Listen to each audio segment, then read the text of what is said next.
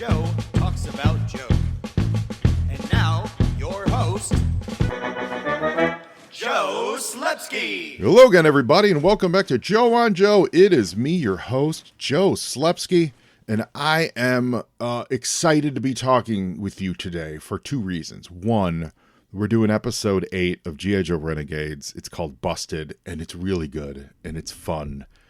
It doesn't connect into the bigger picture, but it's just a fun episode. And more than that, I'm so excited to bring back our guest today. I looked up in the archives, and Paul Siddoway, who is my fabulous, talented guest, hasn't been on this show since 2017. It's been a 9-year hiatus. It's like when some comedian offended Johnny Carson, and he'd like, you can't be on my show for 6 years until you kiss the ring. That's not it at all. It's just life gets in the way, and all of a sudden time flies and a pandemic happens, and you stay in touch over socials. And I'm like, oh yeah, I know Paul Siddoway. Yeah, he comes on the show. And then you look at the details and you're like, that was 2017. So man, I'm really happy to have this. He was a great guest. Really nice guy, really swell dude. We did an awesome episode last time where Cobra, infiltrated.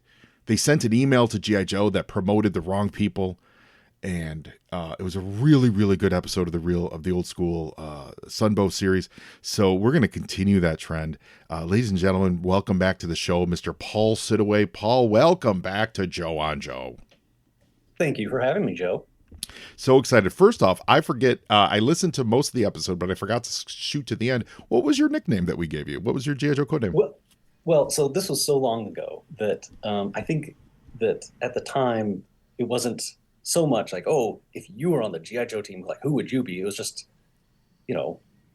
come up with a nickname. And I think it was based on something that happened in that episode. There was this cool,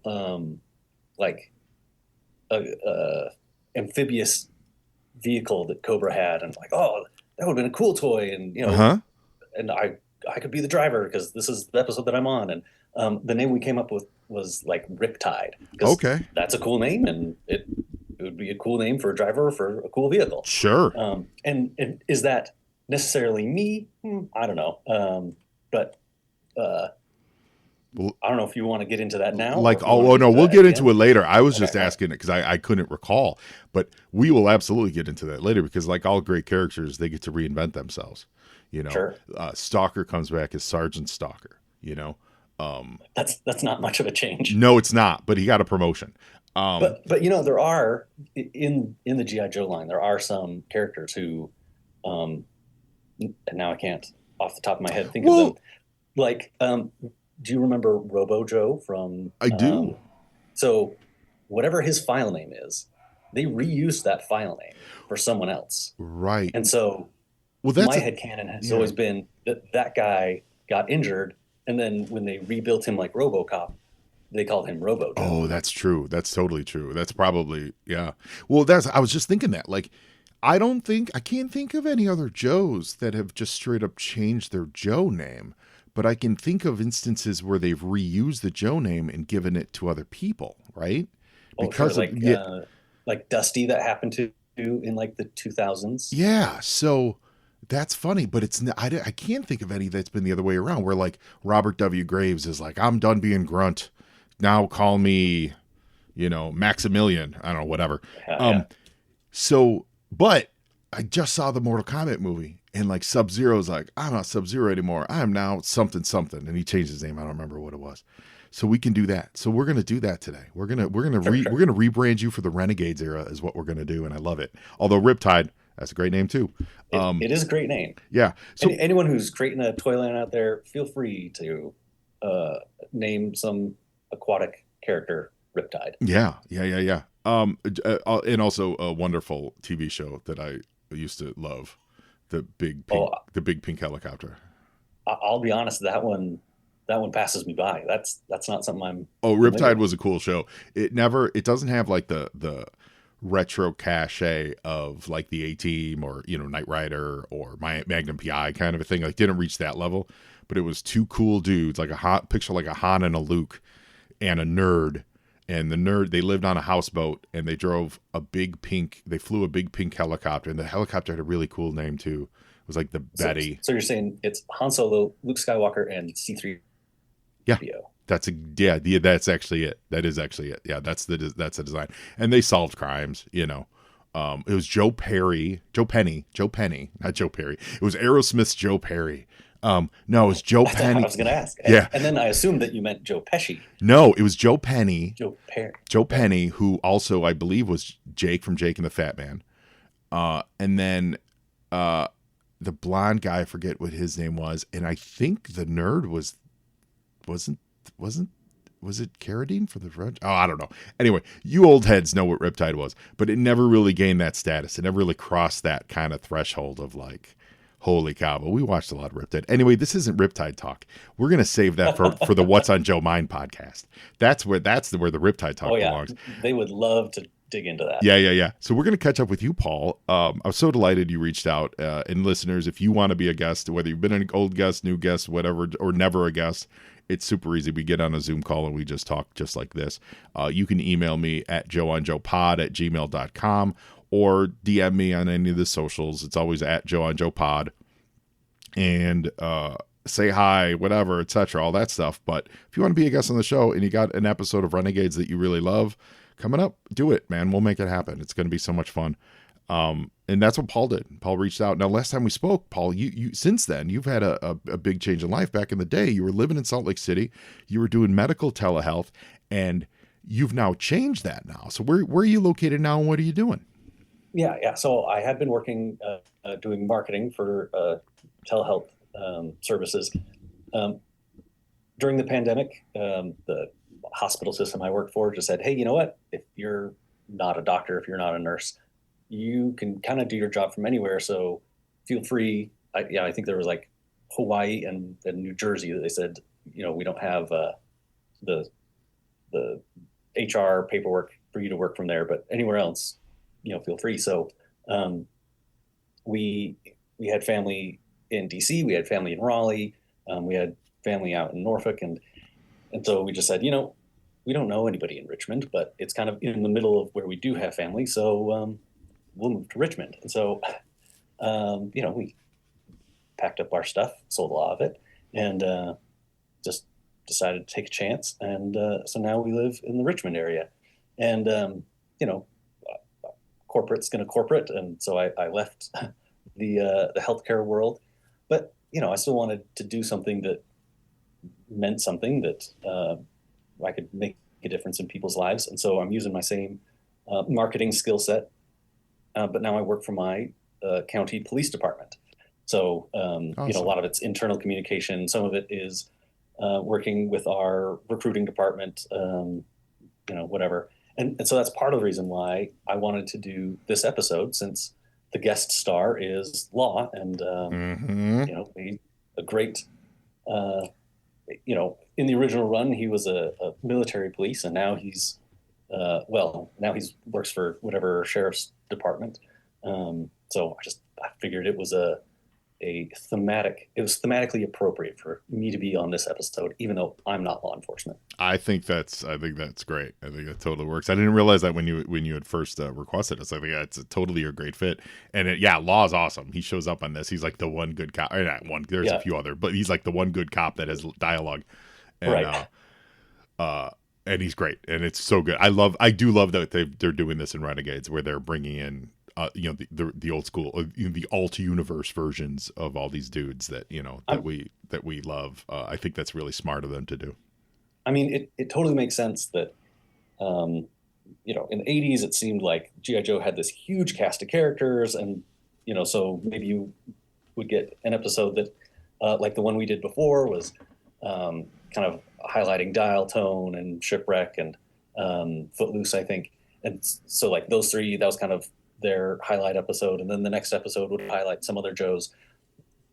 I love what Renegades is doing, that it's, you know, it's a small core team, which G.I. Joe kind of in the 2000s, 2010s, that was kind of their go-to format. Mm-hmm. But then with this, it's every episode, there's one or two kind of nods to, you know, another character from the lore that kind of shown up in a more civilian aspect. Doc was actually a doctor. Yeah. Grunt was, a vet, not a veterinarian, a veteran.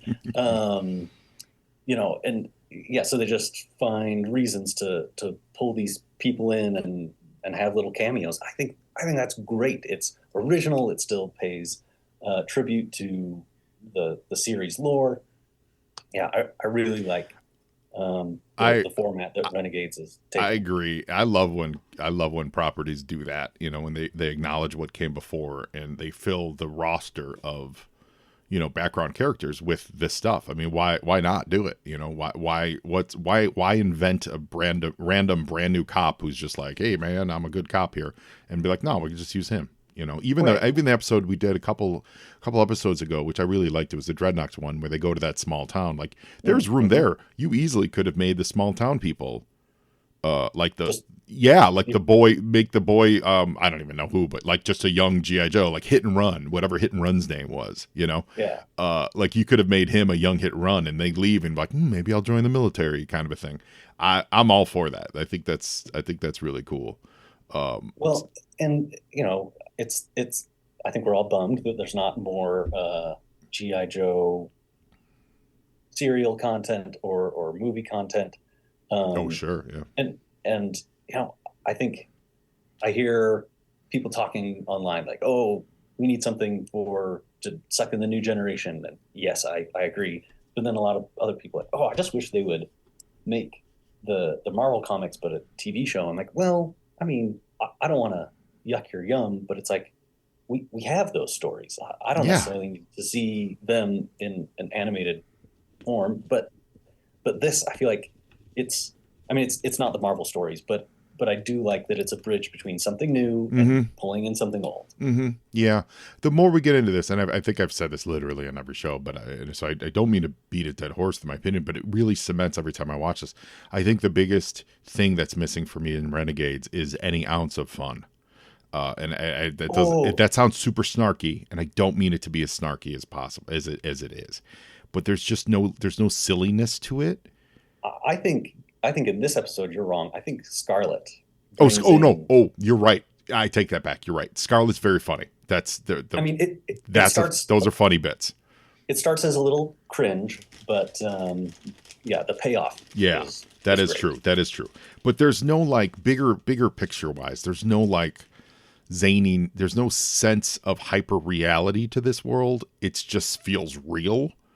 And that's it's a little dour. It's a little dour for me in watching this, of being like, if I were, and I'm not a kid, so I don't know what they're like, but I'm trying to think of the things that they're watching, like, like your Pokemon shows, but like your One Piece or your any kind of the Dragon Ball Z, like those kinds of shows. And I know it's a different genre, so I don't want it to be like anime or manga. But what there is on those shows is there's a hyper reality to them. So I mean, I will say that at the time Renegades was airing, my daughter was watching. She was way into My Little Pony, and so I watched a lot of that. And that, I felt like that had a good balance of, I mean, it was fun, it was accessible, but then also, there was like a moral to it. And I feel like they could have, and obviously My Little Pony is skewed towards a very different audience, even an age audience, than Renegades was, even though they were airing at the same time. So yeah. I'm not expecting them to be the same, but maybe that pendulum did swing a little more serious. Yeah. And I think these days with the Energon stuff, I think they understand that, because the introduction of Energon and Transformers in space and all this stuff, but just the concept, we'll just say the concept of Energon and how that changes the world. That's the craziness, I think, that sends it over the edge. I've said this before on the show too. When I first moved out to California, we did a thing, whatever, and I ended up in a chat with Ross Ritchie, who was the Boom Studios publisher and chief guy, and we were talking about comics and the John Carpenter books and how much I loved them, and he said he loved all of them, but like I really loved the Escape from New York, and Escape from, and I think socially people really, really dig Escape from New York too. But he said the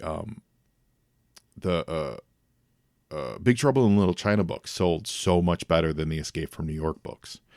And he said the reason is in comics, and I think this does translate to cartoons a fair amount, is that you need an idea like magic or something crazy on top of whatever story you're telling. So, and that just outsells. You don't always have to do it. If you want to tell a serious, grounded story, you certainly can. But if you're lining two projects up and one is very similar in tone to the other, but the one just has this idea of magic or a crazy science idea, or you fill in the blank of whatever the MacGuffin is, the idea MacGuffin.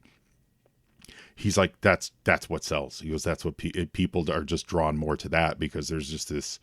I think it's just because there's this idea of anything can happen next, where when it's super grounded like Renegades, I'm not thinking of anything can happen. All I'm thinking of is, well, as soon as they got fingerprinted, why didn't that prison know that? And we're going to get into the show, but as soon as they got fingerprinted, why didn't that prison immediately know that they caught the most wanted fugitives in the country right now? Like that kind of a thing, because it's super, super grounded. So I think that's what I'm feeling more and more as we get into these further episodes of that, and maybe that's why it didn't latch on. Well, and I think that I don't really remember life before COVID, but I want to talk to you about that. Yeah, since then, I do feel like we, as a society, I guess, are in more need of like an escape from reality. Oh, sure. Yeah.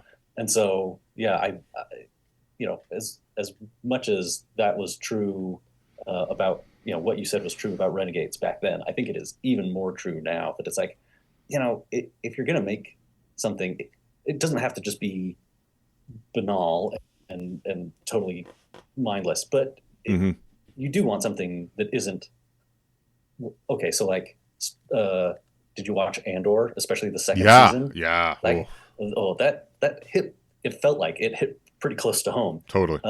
Which it was very timely. But it's like if I want to be entertained, I want something that takes my mind off of all of my actual problems and not. There is some comfort to be like, oh, other people feel this way too. But no, you're right. But also, I'll yes and that. And Andor is targeted at a mature audience. You don't see kids running around with the Andor merchandise, right? Well, maybe. Do they? Andor? It's Star Wars. It's Star Wars, so I think that parents will buy anything for their kids. That is true. Man, I just finished watching the Darth Maul thing. We haven't started that yet. Oh yeah. It's no spoilers, but it's cool. But there was something about it that just is. Yeah, and I'm bitching about Star Wars. I don't mean to do that, but old man, get off my lawn. There's a great fight at the end though. That's legit.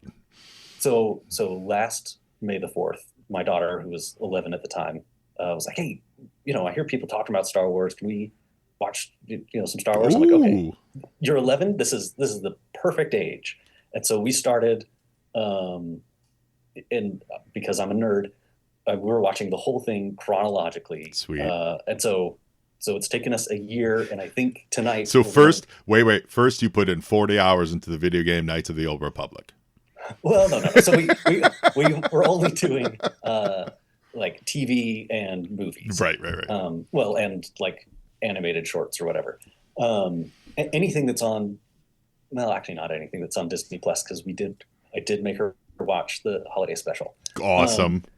Yeah, it was. That's rough. Yeah. Anyway, the point is that so we started last May the 4th, and tonight I think we're finishing Return of the Jedi. So amazing. Yeah. It's so funny. Star Wars is on my mind. That last night I got a phone call. So I have a delightfully dear friend who I need to get on this podcast one day, because she doesn't know anything about any of this stuff.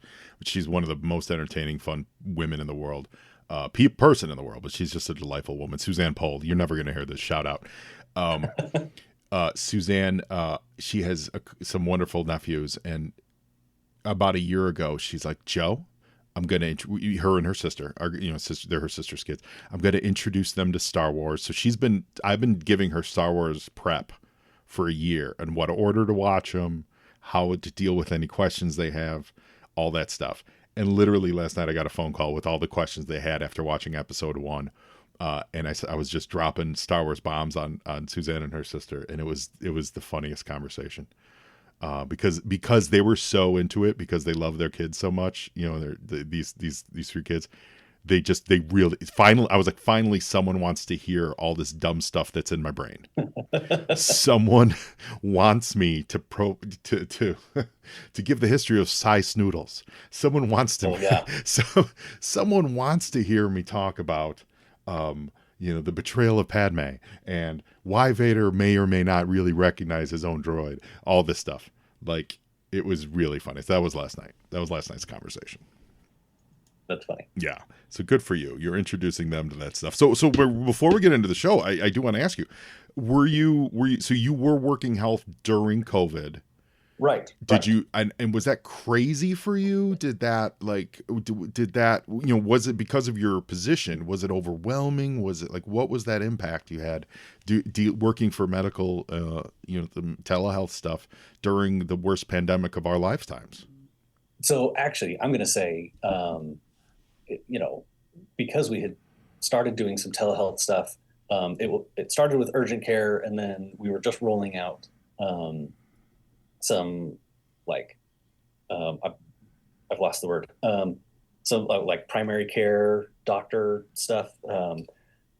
So I think we started rolling that out in like 2018, 2019. So like we gratefully had like set ourselves up for success. And so that when the pandemic hit, we're like, hey, we don't need to freak out. Like, we already have some systems in place. Awesome.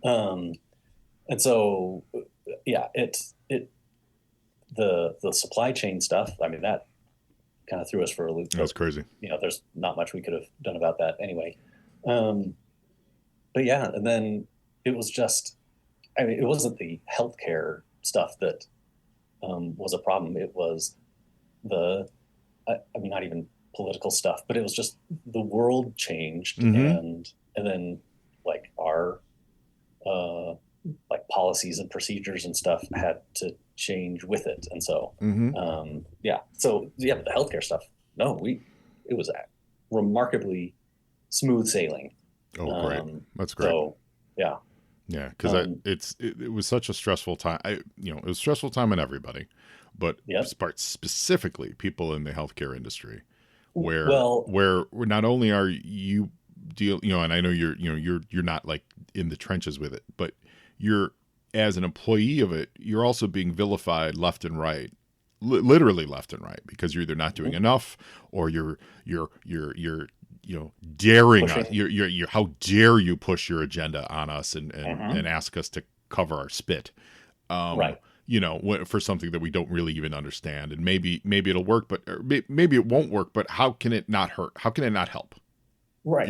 By less spitting on people, how can that not help? Less spitting is always good. Yeah, right. So you and your cohorts and just your industry were getting vilified at every turn, and that had to be mentally taxing. Oh yes.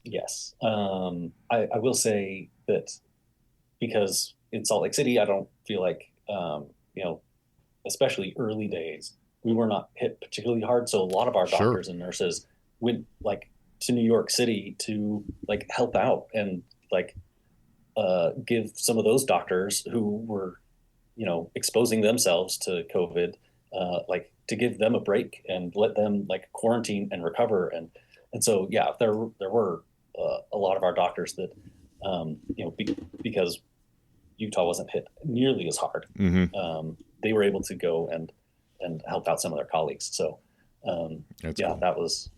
That was really cool. And cool. Yeah. And then you were like, I'm out. Well, like I said, I'm going to the other completely non-controversial organization, the police department. Right. And so something about that, like talking to a lot of our officers. I'm not a law enforcement officer. support.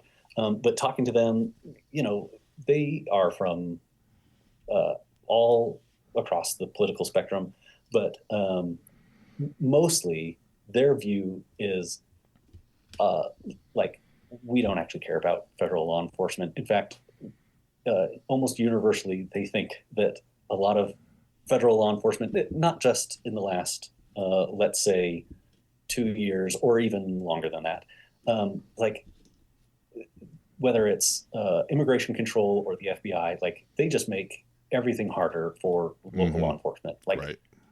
Mostly what we respond, like we do traffic safety, we do domestic, abuse calls, like stuff like that. It is very, intimate, very personal. Oh yeah. And it's just, we're trying to just keep our neighborhoods safe. Yeah. We do not have like some grand agenda.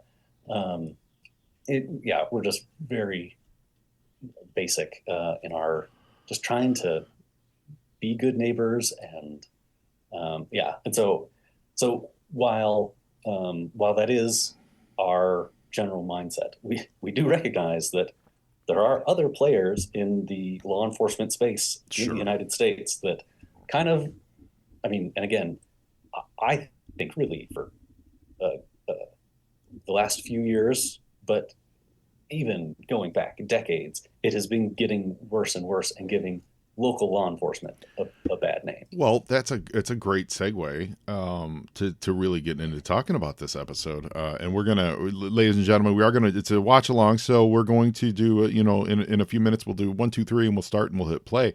But just to kind of preload what it is the Joes get caught up in something, and Duke ends up going to a prison, and what I think one of the aspects of one of the many touch points of what you're talking about is the for-profit prison system that we have in this country, and that's it's funny that they don't say that in this, and since law is a cop. That's a pretty heavy topic for a. Yeah, that's what I'm saying. Right. But I was thinking, because Law is a cop, but he's working there, then this one's probably isn't. But I feel like they could have gone there with it being a Cobra for-profit like prison. Like Cobra's missing from this episode.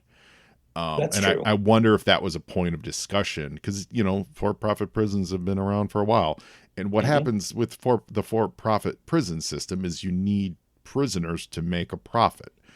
And, just looking at it clinically, that means they need people to commit crimes. And if you use a football analogy, on every single play, someone does something wrong. Yep. Every single play, someone's violating some form of rule, right? But they don't all get called. And they don't all get caught because the refs are like, yeah, that's not harming anyone. Or in a, in a more direct law enforcement way, I've ridden along with police officers and they say, oh yeah, we'll follow this car for a minute or two, and I will and they just start naming all the things that, some driver is like, am I going to pull them over? No. Right. Because in 2 minutes, there'll be someone coming around this corner going 77 in a 35 mile an hour zone. And yes. I need to stop the guy who's doing egregious problems and not just the guy who's a little thoughtless. Yeah. And now imagine, let me to wrap up that analogy. Imagine if the referees were paid every time they threw the flag. Oh, right. That would change it. That's the analogy. So the referee gets paid every time a flag throws, but we're playing it straight. Like, the referees are doing their job. The referees are not crooked or anything, but they're like, yeah, every time you throw a flag, you're going to get paid, but you can only really do it if they actually violate the rules. And the refs are like, yeah, we're totally going to only do it when the rules are violated. It would be an unplayable game. Yeah. It would be an unplayable game. And so that's kind of this social construct balance that we have in America, where we have so many rules and laws that there has to be a place of, livable. It has to be a livable game. It has to be, and with for-profit prisons, it drives the financial incentive to make it an unplayable game. Well, and I bet that none of us go a whole day without breaking a law. Totally. And so it's like, are we all guilty? Yeah. But also, we just kind of need to chill and like realize we're all in this together. We're all just trying to, at the end of the day, put some food on the table, roof over our heads, and just not go crazy. And I am very very far, because my best friend since I've been like 6 years old. He's a cop. I grew up with I'm very far from the whole like ACAB world. Like, I'm not that person at all. But I am a firm believer in what's the saying? You judge a society by how they treat their prisoners. Oh yeah. And I think there's so much reform that can and should be done. And when you were just saying about how it's a local thing, I mean, that's it. Every single crime that's committed, and I'm sitting here trying to think of one that isn't, is personal at some level. Mm-hmm. Even if it's a global crime, it all starts with one person or two people or three people deciding on a personal level to make what would be a mistake, to a violation, a law break, whatever.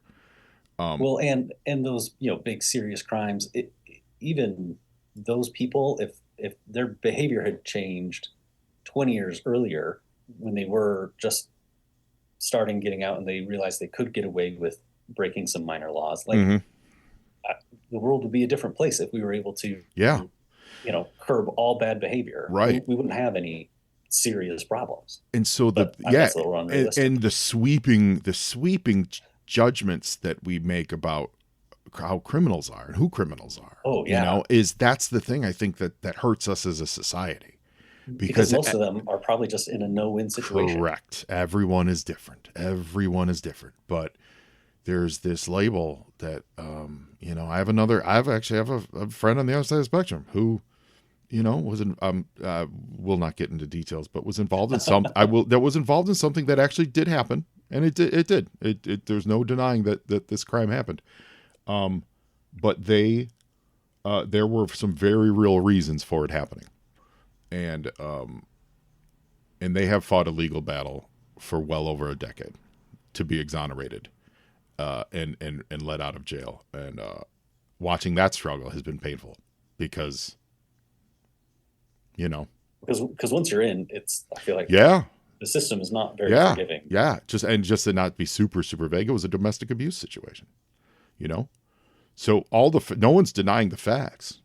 No one is denying the facts, but they're not a bad person. And the system, broadly, the American justice system is not great at, like, I don't know if forgiveness is the right word, but like, people change. I am not the same person I was the last time we talked. And, and I didn't even go commit some crime or whatever. Right. I mean, it's the idea of whether you look at prison, is prison supposed to be punishment or is prison supposed to be for reform? Well, because we live in, I think it does great at either. Right, exactly. And I don't know that I want. I know I don't want a prison system that punishes. I want a prison system that removes problems from society and helps them to reform. That's what I want. And of course, like, people who are on one side of the problem will always say, and they are right, that there will always be people who know there's no amount of reform that will change some people. Totally. Yeah.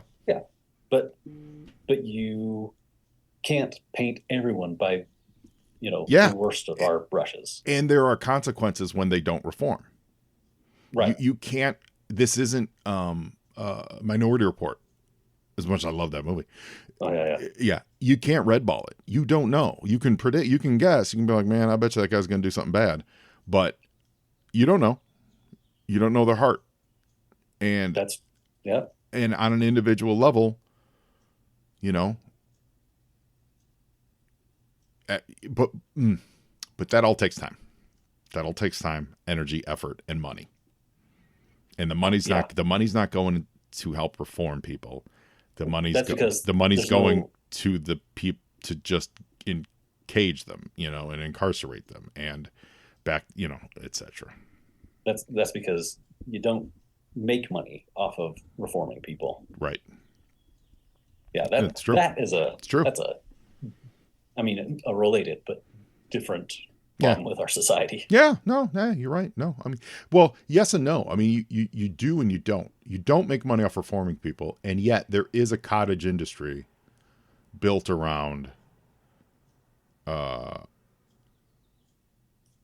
helping people, but it's not really helping people. Right. You know what I mean? Not helping them in the right way, like in the anyway. So Joe, let me tell you that before I worked for a hospital system, I worked at a residential treatment center for teenage boys overcoming drug and alcohol addiction. Holy cow! So, you're hitting all the buttons today. So I know that industry as well. That's how problematic that is. Correct. That's kind of where my brain was going. Yes. You said it more specifically. Yeah. Yeah. Again, and that's to, it's punishing because we can't punish you as an adult. So we're going to punish you as a, whatever. It's tough, man. Life is tough. And the more grace we can find for people, and it's not to say you don't pay your dues, because you do. You should pay your dues for the things you do, for sure. But it's so hard to want to clean up the wreckage of your past. Like when someone genuinely wants to do that, you got to give them the chance. You got to give them every opportunity. And I don't know that the systems are, the systems might be there, but they're not easily accessible. No, they're not.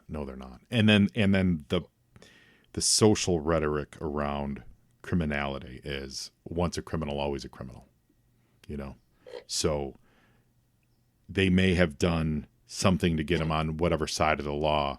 So therefore they've now given up all rights to whatever constitutional protections they have, illegal search and seizure, this, that, and the other. And it just can't be the case, man, because every one of us has done something in our lives. Probably today. Every one of us has done something that if the referee was there with the yellow flag and they had thrown it, you would be in trouble. We've all driven drunk. Right? Or even 1 mile over the speed limit. Yeah. That's breaking the law. We've all sped. We've all driven in states where you get home and you're, I'm just saying that I don't drink really anymore, but I'm 50, we've all been in situations where you're like, all right, I got to get home, but maybe I shouldn't. And you make it home and you're like, oh boy, I'm never doing that again. Right. And this time I mean it. Yeah. Right. And it's always a sliding door away. So the more as human beings, so I'm going to speak for me, the more as a person, as I get older and trying to be chiller, that I can put myself in those shoes of like, yeah, I could have gotten in trouble, this could have gone south, when I got out of my car to yell at the cops who were following me for legitimately no good reason. This happened once in the city. It didn't dawn on me till later that because I was white, I'm sure I got away with it. But like, had I been a different color and I came out of my car as aggressive as I did, because I was hot, because they were following me around my own neighborhood for no reason. And had I gotten out of the car that aggressive and not been just a big dopey looking white guy, it might have ended poorly. Yeah. And, I can't speak to cops in LA, but sometimes, like I said earlier, cops know they can follow a car and it won't take very long for that person to just do something and write them a ticket. And so I'm sure that there are police out there who are like, hey, because we all do this at our own jobs of like, oh, I have to do something so that my boss knows that I'm actually doing my job. And, for some professions that means interacting, what's the right word? like proactively interacting with people and not just waiting for them to like come to your customer service counter or whatever. Yeah. So outreach. yeah.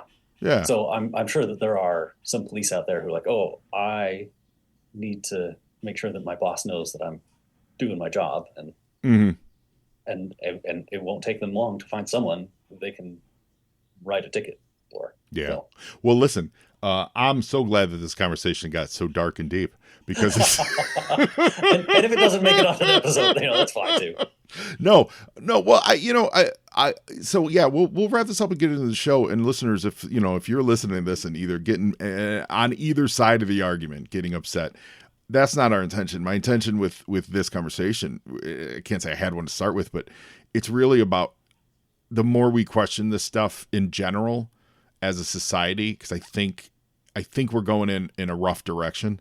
I think that's going to be better for all of us. Rethink some of the stereotypes and some of the ideas that we have around this topic. I think that's good, and I'm not advocating either way, but I guess I am advocating one way. I take that back. What I'm advocating for is let's just be better. Let's just be better people, and better to people who make mistakes, and better to people who and punish people who do make mistakes, but punish the right people. And mistakes from all levels of life, not just the person on the street with no money who was forced into a choice. Let's punish the rich people with every ounce of money that consciously make bad choices. Let's punish those people as well. The idea of white collar crime and blue collar crime is disgusting to me. It's disgusting to me when you look at the differences in punishment levels.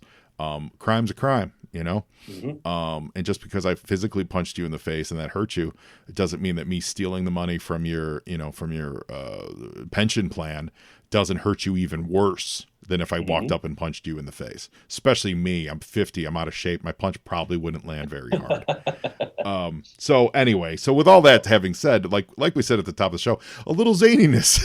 Let's bring some zaniness into this. I mean, I think Bill and Ted said it best. Just be excellent. Be excellent to each other. Oh my God, I love it. I love it. I love it. Hey gang, it's me. I'm going to interject for a second here. First of all, if you listen to all of that, thank you so much. That was just an off-the-cuff conversation that two people had about life in America. I hope it was okay. There's both sides of every story, and here we are. But the reason I'm interjecting here is, one, the comedian I was thinking of earlier is Jackie Mason. Two, there's two things that I want to bring your attention to that I wanted to jump in and make sure we did it now before we got to this next episode. Next episode is Josh Egbean from the After Action Report, and they are currently running a Kickstarter for Volume 3 of the Command Files. So I didn't want to miss that window. I wanted to make sure you were aware of it. So you go to Kickstarter, help support the Command Files Volume 3. Volumes 1 and 2 were awesome. If you missed those, you can certainly buy them in arrears. So check those out. But the real reason I wanted to bring this up is our friend Jamie Sullivan, G.I. Joe cover artist extraordinaire. He's been having some medical issues for a long time. If you're kind of plugged into the Joe community, you're aware of this. Issues with his foot and literally keeping it.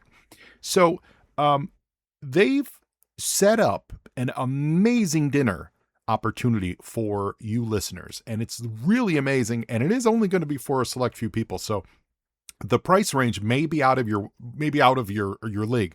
But they've prepared for that. So right now, they have set up a celebrity benefit dinner for Jamie's surgery. And it is an evening of stories, friendship, and giving back, a one-of-a-kind experience. As of this, there are 16 G.I. Joe-centric guests that are going to be at this dinner. Seats are limited. There are only 15 seats available. You heard me, 15. Tickets are $1,000 a piece. And it's out here in LA, so you got to get out to LA. So this is definitely catering to a very select group of people. However, you are going to go and have a hours-long dinner hangout session, get to know session with all these G.I. Joe legends. Greg Berger, Frank Tadaro, Larry Houston, Michael Charles Hill, Buzz Dixon, Charlie Schlatter, he's Mindbender on these Renegades episodes, Livio Ramondelli, Rebecca Forstad, Dan Warren, Mike Vosberg, everybody. Bring those early G.I. Joe comics and get all of them signed. Brandon Easton, Tony Fleeks, Leilani Shu, Sean Kirkham, Big Clutch himself, Jason Canopsis Alvarez, Tom Waltz, and they're adding more as they can. All throughout the evening, anyone who attends is going to get as many autographs as you want, photos with guests, personal conversation. The food and drink is going to be amazing. We're doing some swag and giveaways there, and it's going to be one of those one-of-a-kind nights where you're going to look back and go, man, I really wish I went to that. It is scheduled for September 6th, 2026 in Pasadena, California. There are 15 $1,000 slots available. That is the VIP dinner experience. It's guaranteed, obviously guaranteed attendance, photos, access to all of the list of attendees, and they're really working hard. They're going to be working hard this summer to build it up even more. And if flying out to California is a little bit much, we get that. Times are tight. They do have a second option, which is what we call the comic book grab bag package. And there's 3 tiers for this. There's a tier 1, which is it's only $50, and it's signed comics and a bunch of books. They're putting together all these great giveaway packages. Every voucher will get something once that's finalized. There's a second tier of $250 each, which includes even more comic books, including a CGC slab book, which minimum CGC slabs are minimum $50 value because it costs $50 to slab a book. You also get 10 vouchers for door prizes. So they're going to be doing door prizes. There's a third tier for $500 a piece, which is the largest. Definitely includes the CGC slab book, plus there's 20 vouchers for prizes. And one lucky comic book grab bag supporter will win admission to the whole dinner. So you could buy a $50 grab bag and get the $1,000 meal dinner. Like, that's it. They're setting this up. Everyone who does a grab bag is going to get something good, but that one purchase will guarantee that you get an opportunity to win the raffle, so to speak, of getting the $1,000 ticket. Or, if you're a big roller out there, and I know we got them, you could just buy your ticket and come on out. So we're going to be talking more about this as we go, but this is something that's just cropped up, and it was after we had recorded this episode. So I want to interject here with a little bit of this. Go to jamiesullivan.net to check it out. Follow Jamie on his Instagrams and social medias and stuff. That you'll see him talking about it there. It's very limited though. Like, it's for real. They're going to fill up those 15 slots. They're going to get them filled up in the next month or so. So don't wait on it. And maybe you want to wait till after Joe convention this year, so you see how much you got left. That makes total sense. But think about the value you're going to be getting in autographs, and more importantly, the FaceTime, and get to meet and greet and maybe even befriend. Maybe you're going to leave and you're going to be like, I'm best friends with Mike Vosberg now. I don't know how that happened, but we got together and we started talking about, Highlight. And now me and Mike Vosberg are best friends. We bonded over Highlight.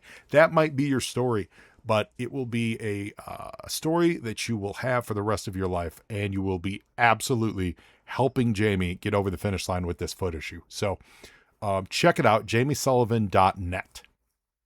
So, okay, Paul. So we're going to get into the show. All right. And listeners, thank you for going along with us. Again, reach out on social media, say hi, and do all that stuff. And back all the Kickstarters and do all the good fun G.I. Joe. Participate in the G.I. Joe community. There's tons of great other podcasts out there. I guest star every few months on What's on Joe Mind, and there's Talking Joes, and there's our friends from South Africa with the G.I. Joeberg. Our boys out, they do great stuff. There's just a thriving G.I. Joe community out there. So if you're listening to this, I hope you're giving ears to the other places because there's just a lot of good G.I. Joe talk going on these days.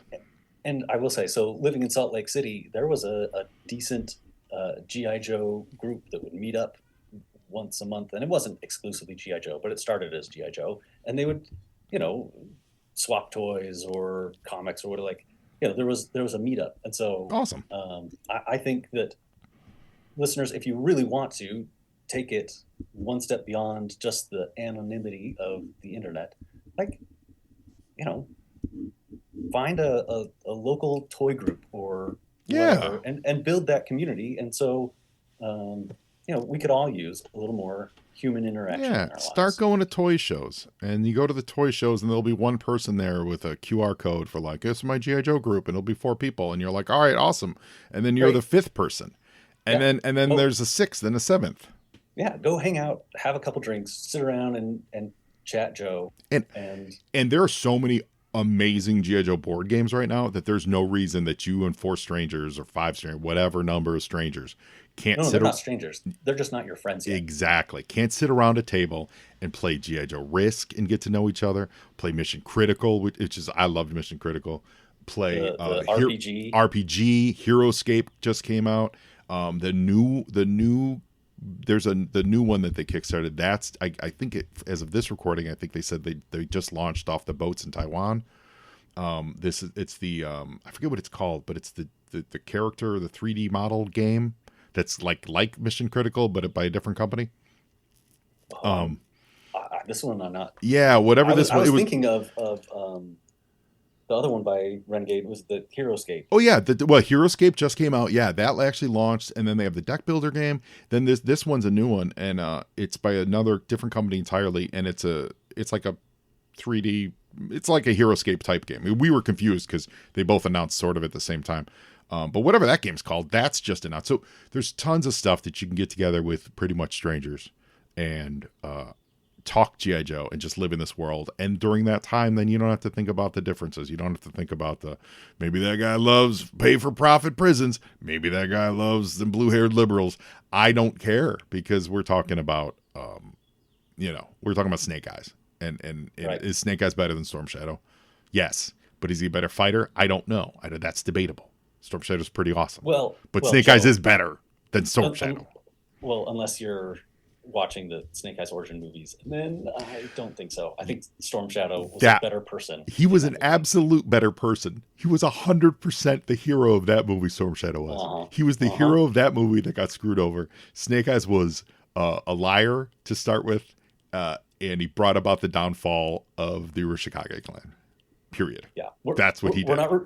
We're not rehashing that movie. But no, I think if they had fixed that aspect of Snake Eyes' character, I think we all would have, been more okay with the giant snakes or the magic rock or whatever. Or the only time he actually looks like Snake Eyes is the final 10 seconds of the movie.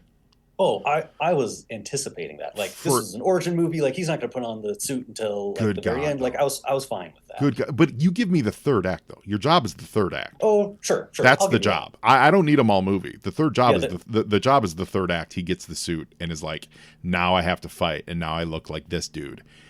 Yeah. To save it for the final moments of getting on a motorcycle, and it's essentially a motorcycle helmet, is insanity to me. I don't care how handsome Henry Golding is. It is insane to me. You have one job, people.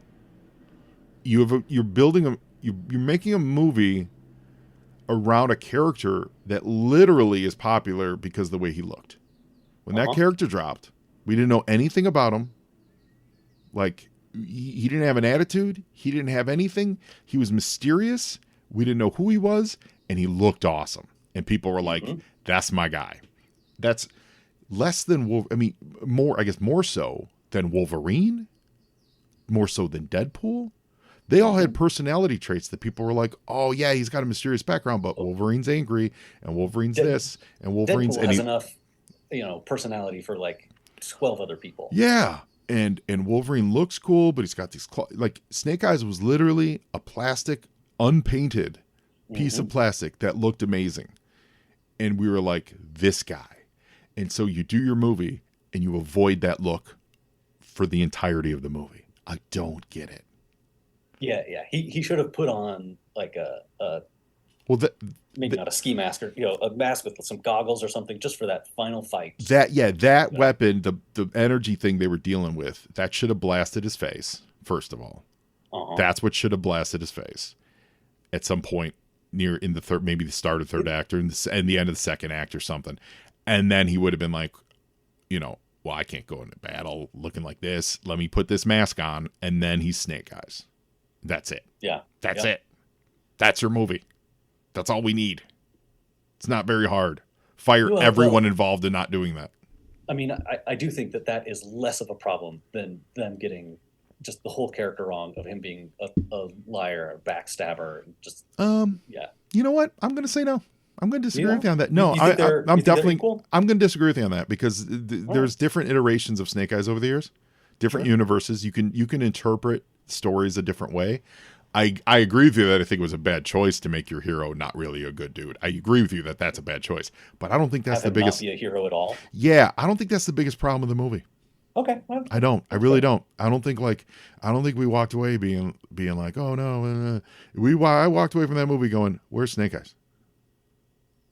You know, there's a level of dumb that needs to be there that's not, and dumb is a dude in a mask cutting people down and looking awesome. That covers so many sins when you walk out of that theater. You'd be like, oh, the second act dragged, but boy, that third act was dope. But you know what? That's why there's vanilla and that's why there's chocolate. Yep, that's right. And it turns out I don't like chocolate at all, but I'm glad that you do. Right? So anyway, all right. Wow, we've gone off track so much. We're going to get back into Renegades Busted. I'm a big fan of What's on Joe Mind, and so these tangents, that's just par for the course. That's why they bring me on. They're like, when we need a 3.5 hour episode, let's get Joe on, because I will talk. Okay, so listeners, get ready to hit play. Get your cue. This is on YouTube. They host the videos on Renegade on YouTube for now. They announced that there's that new media partnership, so who knows if that'll change anytime soon. So, but for now, you absolutely can find them on YouTube. Very easy to find. So get ready to hit play, and here we go. A nice moonlit night. Car trouble. Roadblock can't. Here's the problem. I love this look. That's the primary power cable for the truck's electronics. Yeah, Scarlett, you were right. Scarlett's really good. She's the comedy relief in this episode. She's very deadpan. They use her really well in this. This is a funny moment. So there's funny moments, but there's not zany, crazy ideas. But you're right. You're right. There are funny moments, like Roadblock thinking, like, yeah, I'll just rewire this hypertech. Every piece of cable is can serve the same wire's purpose. wire. And as the viewer, you're watching this going like, oh my god, yeah, he can fix this. And then no, he can't. Roadblock can't. Because in the 80s, that absolutely would have worked. I mean, if MacGyver taught us nothing, you don't even need that. Yeah. So now they go to a mechanic and they need a special part for this special Cobra truck, right? And remember, it is branded a Cobra truck because even though it has the hologram,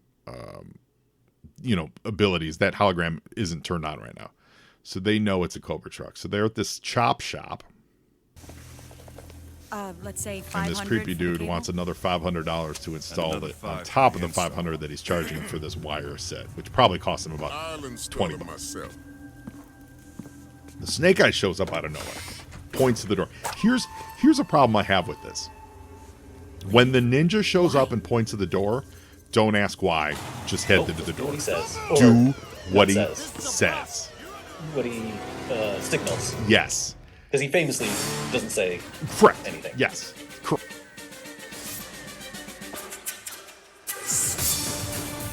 Accused of a crime they didn't commit. A ragtag band of fugitives fights a... Correct. So he drops some smoke bombs and they escape. He grabs... Snake Eyes is able to rescue everyone except for Scarlett. Some call them outlaws. Some call them heroes. But these determined men and women think of themselves only as ordinary Joes. Now, coming from a local law enforcement, I think that if the Joes would have stood there, I mean, obviously they're wanted, but if they would say, hey, like, we don't know what's going on, then I bet a lot of cops would have just interviewed him and let him go. But once you hit a cop, then... Yeah, and I'm sorry, I said except for Scarlett. They caught Duke. They didn't... Scarlett got away. So I apologize for that. Yeah, I don't know about that. I kind of think they're all there. But my question is, who set them up? You know, do you think shop and the cops were going to be there anyway? But do you think the first guy that sent him there was a snitch? Oh. That's what I'm saying. Like, it's good timing. Hey, I'm not with them. Right, you came in for directions. The Roadblock still doesn't know how to install it. So the cable probably works fine. No, he hasn't installed it. Oh, he hasn't installed it yet. Right. He actually hasn't installed it yet.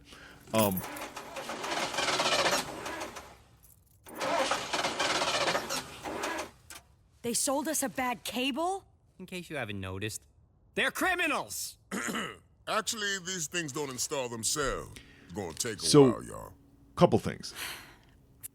They could have fought their way out and just defeated every one of those cops. But I like that they didn't, because they're not here to beat up law enforcement. Right. Second thing is, there is a character model that's amongst the Chop Shop crew that is absolutely based off of Cobra Commander's disguise from the G.I. Joe run of like the mid-'60s when he and Destro escaped from the pit. Oh, you're right. With the long mustache and the glasses and the beret or stupid hat. One of those dudes is modeled 100% after that, and I think it's great. This Scarlett trying to bluff this, Yeah. government worker. This is terrible. I would like to think that Scarlett, who's an intelligence officer, would at least do a little pre-planning to be like, okay, what's my pretend name? What am I going to go and say? What is Duke's cover name? Because I she can't just go agree. and say. She's a little unprepared for this. It's it makes- funny. It makes the rest of will be in county her lockup story by arc for then. this episode better. Yeah, it definitely shows her character loosening up a little bit, which I think is fun.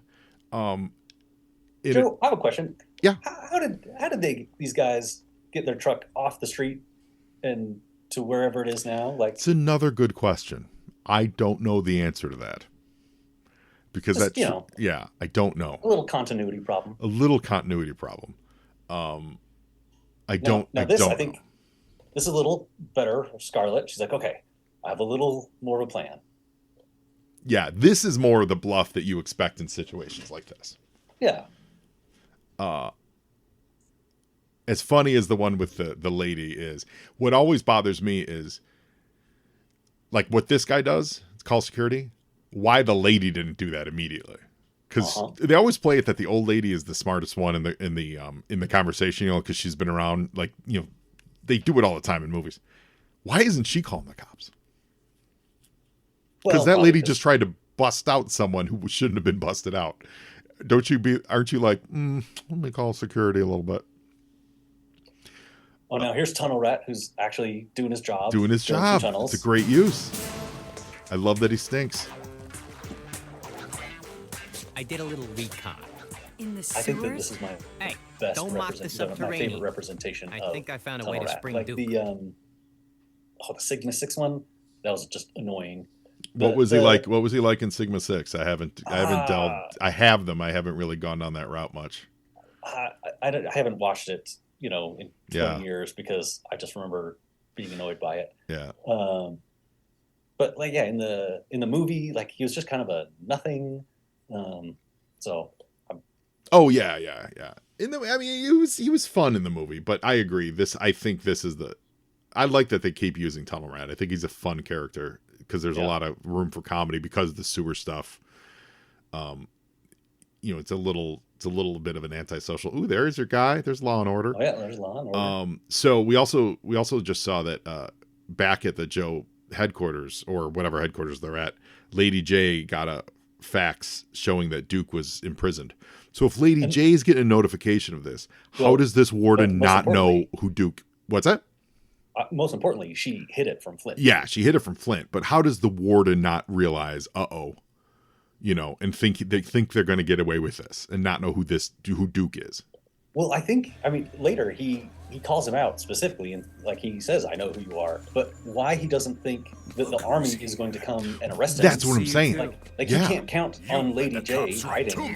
Right. Duke is here. That's my point. Like he may know who he is, but then why do you think you can bring him to your illegal fight club, which is nuts? And so there's that guy too. We just saw him. Joe. First rule of Fight Club is you don't talk about it. Yeah. Yeah. So we just saw that the Chop Shop guy that looks like Cobra Commander. This is the scene where I really looked at him and went, "Oh, that's Cobra Commander. That's great."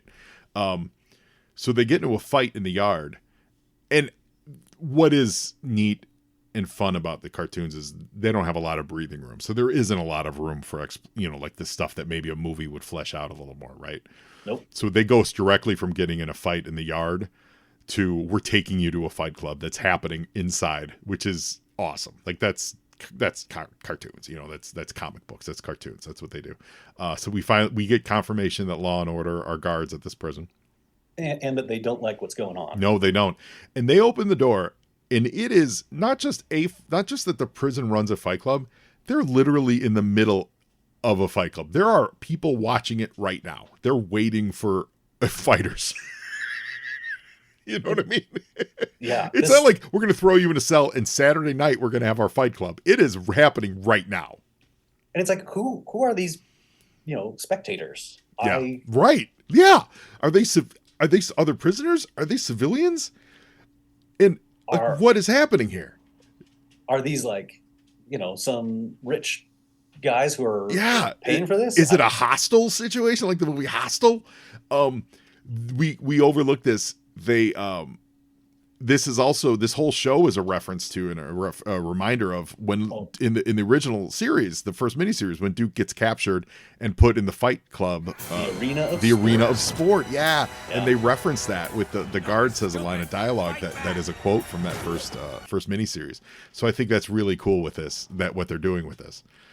Except Duke doesn't have a handy ring that has a communicator that then is never mentioned for the next 100, or I think it's mentioned one other time in the next miniseries and then never again referenced for the next 120 episodes. It's like, why isn't that just standard issue? Yeah, right. Why doesn't everyone have one? Because that's not good storytelling. Yeah. So Duke doesn't really fight. Like he wins the fight by not fighting, So the warden's like, dude, you got to fight. Well, and I think that's when the warden says, hey, I know who you are, and I'll just turn you over to the military. Yes. But why don't you realize the military is going to come get him? Yeah. Why don't you silo him? They've got to be on super priority. There's a task force chasing him. It's not just, hey, if you see this guy, call us. There's a task force chasing this guy. Yeah, because team. Again, local law enforcement really doesn't want any federal law enforcement coming and messing with their stuff. So why don't you just keep all your stuff separate? If I'm the warden and this falls into my lap, what I say is, hey guys, our fight clubs are canceled for the next week while we get rid of this dude. Yeah. Get him out of my hair, and then we're going to go back to having local yokels beat the crap out of each other. It's virtually or immediately put him in a transport vehicle. It's not for Duke. Get him out of your system. So the Joes need an inside person to break into the prison. So they have Roadblock get into a fight with some cops, and they take him into the prison. This is the part that I always question in all of these movies. They do it in Fast and Furious. They do it in almost I think they did it in almost every prison movie. When someone has to break into prison, they get into a fight. How do you know that you're going to be put into that prison that day and in that cell block? You know what I mean? Oh yeah. Like none of it ever makes sense to me. And I'm not talking about G.I. Joe. This is the cartoon for cartoon's sake. I'm talking about bigger picture stuff. When they do it into a trope. Yeah, like they do it in Fast and Furious. When he has to go talk to that drug dealer about why Letty's alive. And he punches the Fed, that he's kind of friends with from back in the day. Like, how does he go from that to being immediately thrown into this secure lockdown? Don't you spend like a month in a local thing where you get arraigned and get put in front of judges? You know what I mean? Well, you go immediately to the Supermax. That's weird to me. This may be the sheriff's county lockup. I don't actually know, but also it's a kid's cartoon, and maybe they just have kind of 100%. Yeah, I am saying all of that with the caveat of I get it. It's not necessarily for this cartoon, and I get a lot, but those are the things that I think about. That I'm like, in the writer's room, do they talk about that and think that we'll just overlook it? Or, you know what I mean? They're like, well, how do we get him in the prison? Have him beat up a bunch of people. Yeah, but that'll take like a month of processing to even get him in the prison, let alone in the cell block. Can't we figure out a different way? And then they fire that writer and they bring in someone else who's just like, yeah, we'll just throw him in there. I think that it probably goes to show that most screenwriters have never been to jail. No, that's also that. Yeah. So while Roadblock's in the fight club with Duke, they're going at it. Tunnel Rat's tunneling. Tunnel Rat's tunneling with just a pickaxe. That is some fast tunneling.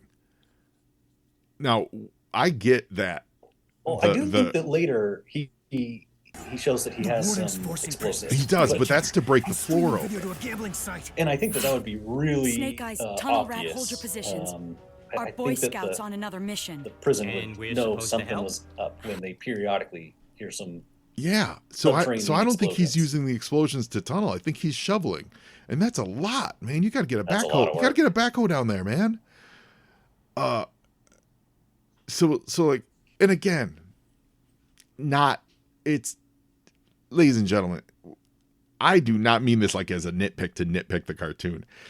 I think it's just that because it's such a real cartoon, because there is this, and goes back to my original feeling on this, because they're going for realism, those questions crop up. In a world of lasers, I don't think about that because I know that they have these crazy lasers that they could just show up down there and do, and break in, right?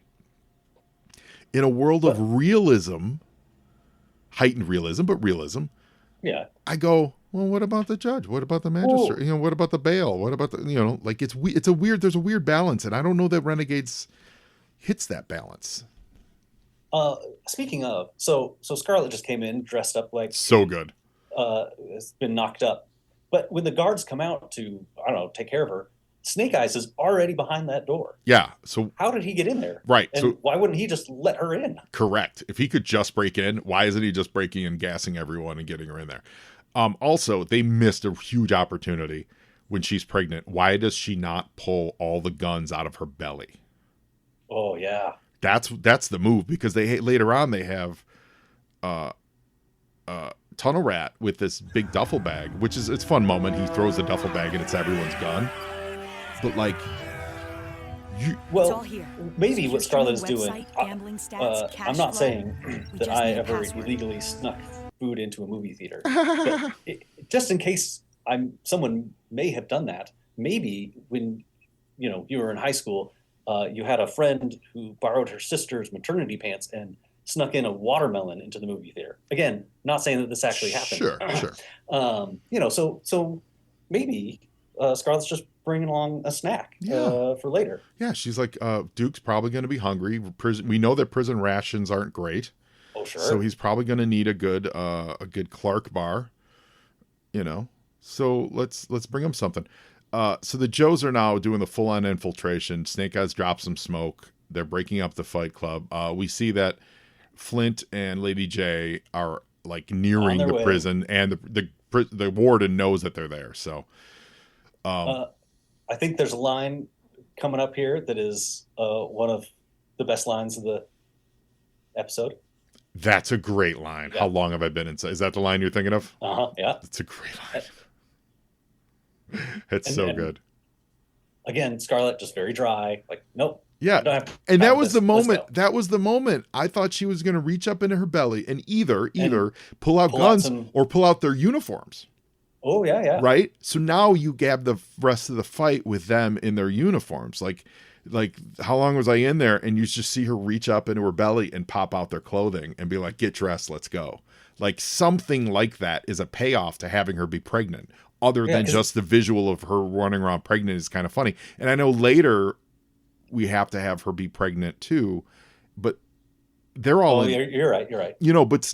but that's okay. I mean, she can still have the belly on, but that belly should be smuggling something. 100% missed Head opportunity. for the south wall. Nothing better than a pregnant woman smuggling something. And this is a terrible idea. So not only does he not separate, his radioactive, politically radioactive prisoner from his Right. underground street fight, now he is actively firing upon, Actively the military troops. It's firing upon the U.S. military. Yes. This is the worst idea I've ever heard. I'm willing to go out on a limb and say this warden's not very good at being a warden. But I'll say this, though. Make this a Cobra funded profit prison, right? So it's a Cobra prison, Oh, yeah. Then that all makes sense. And I It does don't make Yeah. It makes so much more sense. And I don't see any Cobra branding on this episode. Like he's not a Cobra prison. Maybe they cut it. Maybe when they were making it, they were like, it's a little long and we just need to cut the Cobra parts. But if this guy's a Cobra operative, then all of this makes a lot more sense. All of it makes a lot more sense. But there's no Cobra branding anywhere. Even if just he was a Cobra operative, yeah, and the rest of it was, the county lockup or right. whatever. And the Fight Club was streaming on like Cobra.com, like it was a Cobra streamed moneymaker. Show us that webcast. Like show us a quick shot of the video screen and like money being, illegal gambling changing hands on that, with a Cobra logo. All of a sudden, so much of this makes a little bit more sense. Again, because you're trying to ground this in this reality. I do think that Flint here, he does see like, I'm letting these guys I've been chasing get away, but I think the bigger problem is all these escaped prisoners. So I do think that was a good call on Flint's part. Totally. And, he's probably not going to see that these the Joes are helping to contain these prisoners, but. Yeah, I think and this is I agree. I like that they coordinate and then they use their powers to kind of help corral these dudes. I will say this though, the military vehicle busting into the front gates of the prison, that was really easy. Like I didn't know prison gates were that simple to just drive through. Well, maybe you're underestimating the power of a I know you got an APC. I get it. But man, like they were like that was just like some wood craft doors. So here we go. Here's Law and Order. That's awesome. That guy looks like that outfit looks like Tripwire outfits. The MPs, yes, they all look absolutely. like. For a second, I was like, "Are we really getting Tripwire?" That's amazing. I think that there is a flashback in one of the episodes, and I don't see my baby's daddy right now. Tormod I'm gonna Smooth, get whatever his name is, his name dropped. Hands off, get off, So filthy pigs. this is a little confusing. Lady J knows who they are here, especially because Duke gives her a look. But I think so. There are some other MPs and stuff around, and so I think she has to act like, you guys take care of this pregnant lady, and so she doesn't just say, "Hey." Yeah, but this part, right there. Oh, where she looks up. Coyote. So the coyote's not working, but she's looking at a document paperwork, and they show her surprised. That's the part that confused me. I think she's just surprised that the Joes are so dumb to decloak their. You think so? I mean, I don't know. Because it plays like she's looking at the document of the Joe Renegades, and she's looking at Scarlett's face, and she looks up and she sees Scarlett sitting in the front seat of the car. Anything you want and to there's say, a look on her face of like, oh my Yes, gosh, ma'am. that's them. What are you gonna name the baby? I think because she knows that they were in there because she covered it up, and so I do think that she was just surprised like, how dumb are these guys that they're not getting away right now. Maybe, and maybe it's more acting to cover it up, but I don't think I feel like if we cornered, like, I don't know, the editor or the writer of that episode, and we actually said to them what was going on here, I would bet that they would say there was some change or editing decision that altered it, and they couldn't redo the animation on it, because the look on her face at the end is so, like, that would have been the look. That look should have been Flint. Yes, Flint should have been. That should have been. Flint should have been looking at that thing, seen Scarlett's face, and looked up and seen a pregnant woman that looked just like Scarlett, and been like, "What?" But they give it to Lady J, who 10 seconds earlier was like, "Wink, wink, let's get out of here." And maybe she was performing for Flint. Yeah, but then she should have. But if she's performing for Flint, she should have looked up, looked down, closed it, and said, "I don't see anything. They must have got away." Instead of they all chase after him at the end, and then the Joes do get away. Like I was saying, like it's a fun episode. It is a good episode. I did enjoy it, but all those little things cropped up, and I'm like, and there's no Cobra in it, so I'm like I don't know. It's a little fun diversion episode that I was like, I don't know. We did talk over the last line, which was Duke asking Scarlett, "What are you going to name the baby?" Oh, that's funny. Which, I Yeah. I think it's great not giving an answer to that, just sort of giving him a dirty look. But Well, listen, Paul, this has been so much fun. Real talking and real funning. I love it. So, in light of all this episode, and now you've got a whole new career, do you have an idea for who you would want to be if you were a member of the Joe or Cobra team for a code name? So if I, in my real life, were to join the G.I. Joe team, especially in my current career, which, I'm a public information officer, so I deal a lot with the news media, and it's not that I am trying to keep secrets from the public, but I do have to, pick and choose what information to give out when, and so I do think that an appropriate name. Now, I think it would be redacted, not blacked out. I think it would be spelled out. The name is redacted. The name is literally R-E-D. Yeah. Redacted, which also I think that speaks to that's my kind of humor. That's like, it's a very who's on first kind of. I think that's a great name. And can I make the suggestion that what you are is you're a government liaison. Ooh. To the Joe team. And while you're a part of the team, so I'm not putting you in an outsider standpoint, but you're there like sent by the government, right? To kind of keep a little watchdog. Like think of the jugglers. The jugglers are like, we're going to send in one of our guys to hang out with you, Hawk, and his name is Redacted.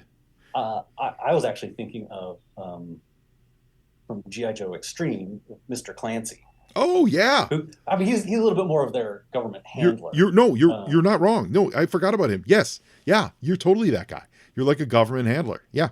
Yes. Yeah. Yes. With full military. Closely with Scoop and who else on the Joe team? Your military background, like you've gone through it all, but then you shifted to a life more in the intelligence era, and Redacted.